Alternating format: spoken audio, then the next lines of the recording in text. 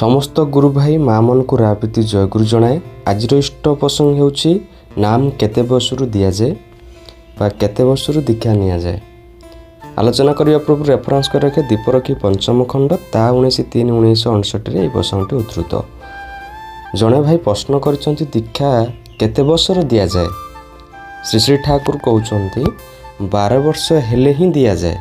उक्त व्यक्ति यह आगुरु दीक्षा देले कौन नाकच हो जाए। श्री श्री ठाकुर से जदि निजे नाकच करे ताहले हुए नतपा हुए ना। उक्त व्यक्ति आउ नाम दिया जाए केते वर्ष रे। श्री श्री ठाकुर आम मानकर तो नियम अच्छी 5 वर्ष रे ही तामाने कथा फुटिबा आरंभ हेले ही दिया जाए। व्यक्ति पुणी प्रश्न पचारछंती आउ नाम दिया जाए केते वर्ष रे।